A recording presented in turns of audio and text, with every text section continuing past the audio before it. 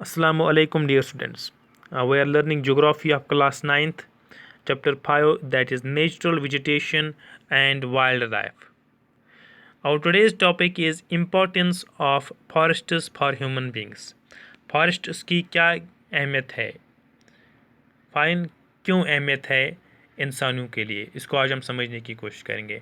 पहला जो पॉइंट है, जो हमारे पास जो फॉरेस्ट कवर होता है, ये एक हमारे लिए रिन्यूएबल रिसोर्स होता है। पहले समझेंगे रिसोर्स क्या होता है। रिसोर्स कोई भी चीज़ जिसकी कोई यूटिलिटी हो, जिसकी कोई नीड हो, जो हमारी कोई ज़रूरत पूरी कर सकें, उसे हम रिसोर्स कहते हैं। और ये रिसोर्स की वो किस्म है जिसे हम रिन्यूएबल रिसोर्स कहते हैं। Renewable resource are those resources which are non exhaustible, जिन्हें हम बार बार इस्तेमाल में ला सकते हैं। साथ साथ जो हमारे पास फॉरेस्ट होते हैं, इनका एक अहम किरदार होता है। जो हमारी पास इन्वायरमेंट है, उसकी क्वालिटी को इम्प्रूव करने में इसका एक अहम रोल रहता है। और ये मॉडिफाई करता है हमारा लोकल क्लाइमेट। जो हमारा मुकामी क्लाइमेट होगा, इसको तब्दील करने में फॉरेस्ट का एक अहम किरदार रहता है। साथ साथ में ये प्रिवेंट करता है सॉइल इरोजन। जहाँ पर ज़्यादा फॉरेस्ट कवर होगा, वहाँ पर सॉइल इरोजन के कम चांसेस रहते हैं। इस तरह से जो हमारे नदियों नालों में जो पानी रहता है स्ट्रीम्स में, इसको रेगुलेट करता है हमारे फॉरेस्ट। फाइन, नदी नालों में कितना पानी रहेगा, क्योंकि जैसे मैंने कहा, ये लोकल क्लाइमेट को मॉडिफाई करता है। इसी के साथ साथ ये मॉडिफाई करता है कि जो हमारे पास स्ट्रीम्स होती हैं, वहाँ पर कितना पानी फ्लो होगा, वो डिपेंड करता है हमारे फॉरेस्ट पर। साथ साथ में ये जो हमारे पास इंडस्ट्रीज़ होती हैं, लोकल इंडस्ट्रीज़, उनको सपोर्ट करने में फॉरेस्ट का अहम किरदार होती है। क्योंकि फॉरेस्ट में बहुत ज़्यादा फॉरेस्ट प्रोड्यूस निकलता है, मुख्तलिफ़ किस्म के मटेरियल वहाँ पर निकलता है, जो हमारे इंडस्ट्रीज़ को सपोर्ट करता है। फाइन, इस तरीके से ये सपोर्ट करता है हमारी जो एम्प्लॉयमेंट जनरेशन में, जो ज़रिए माश होता है मुख्तलिफ़ कम्युनिटीज़ को, ये फराहम करते हैं हमारे forest, because of that forest produce जो वहाँ से फॉरेस्ट से निकलता है। साथ साथ में जो हमारे पास फॉरेस्ट होते हैं, इसको हम रिक्रिएशन के लिए इस्तेमाल करते हैं, इसको सैर व तफरीह के लिए इस्तेमाल करते हैं।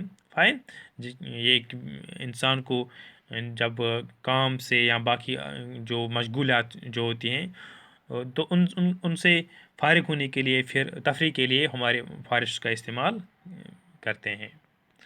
इसके साथ साथ ये हमारे जो विंड फोर्स होता है, इनको कंट्रोल करता है, हमारे टेम्परेचर को। और जो रेनफॉल है, अगर विंडवर्ड साइड में कोई अगर पहाड़ होगा या हमारे जंगल होते हैं, वहाँ पर रेन होने के ज़्यादा चांसेस रहते हैं। इस तरह से ये साथ साथ में जो ह्यूमस, जो एक आप समझ सकते हैं नेचुरल ऑर्गेनिक कंपाउंड्स होते हैं, जो सॉइल फर्टिलिटी को इम्प्रूव करते हैं, तो ये भी कहाँ से आते हैं, हमारे फॉरेस्ट कवर से ही आते हैं। और ये शेल्टर देते हैं जो हमारे पास वाइल्ड लाइफ होते हैं, तो उनको शेल्टर कौन देता है, जो हमारे पास जंगलात होते हैं।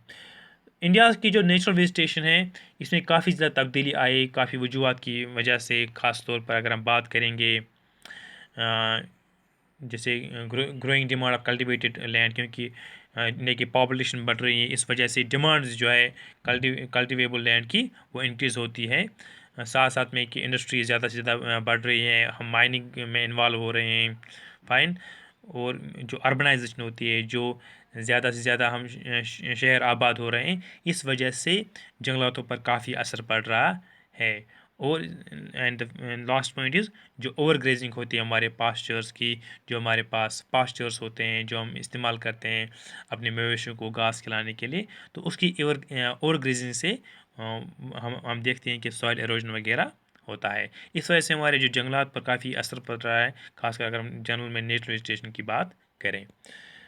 इंडिया में जो फॉरेस्ट कवर है, उसमें ज़्यादा तब्दीली नहीं आई है। खासकर नेशनल वेजिटेशन की बात करेंगे, तब्दीली तो आई, लेकिन कुछ जो हमारे पास वो इलाके हैं जो इनएसेसिबल हैं, जहाँ पर हम जिनको हम एक्सेस नहीं कर पाते हैं, तो वहाँ पर हम देखते हैं कि वो महफूज रहते हैं। जैसे अगर हम बात करेंगे, जो हिमालयाज़ हैं, जो सेंट्रल इंडिया की जो हिली रीजन्स हैं, या जो ईस्टर्न राजस्थान में जो मरुस्थली का रीजन है, वहाँ पर कुछ ज़्यादा मॉडिफिकेशन नहीं हुई है।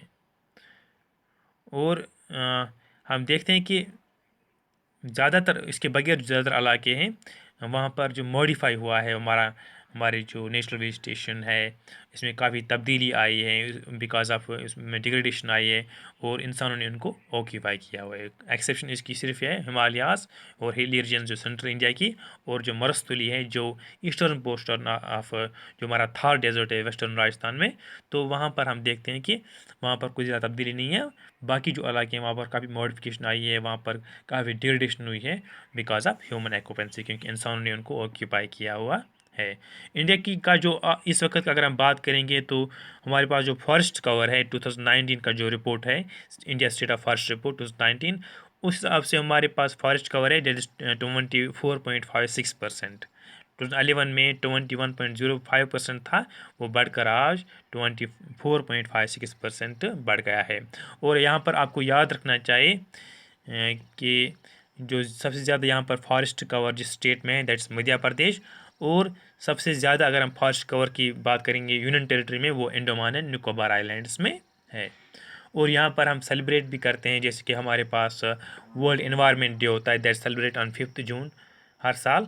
इसी तरह से इंडिया में जो हमारा इंडिजिनस एक फेस्टिवल है दैट्स कॉल्ड वन महोत्सव, जो एनुअल ट्री प्लांटिंग फेस्टिवल जो मनाया जाता है हर साल फर्स्ट वीक ऑफ जुलाई में। फाइन, इसको प्रिवेंट करने के लिए, ताकि जो हमारे पास जो जंगलात हैं वो महफूज रहें। सो आज हमने समझा कि फॉरेस्ट की क्या अहमियत है, और जो नेशनल वेजिटेशन है इसमें किस किस तरह से तब्दीली आ रही है, और कौन से इलाके इससे महफूज हैं। Fine, so that's all about the importance of forests for human beings.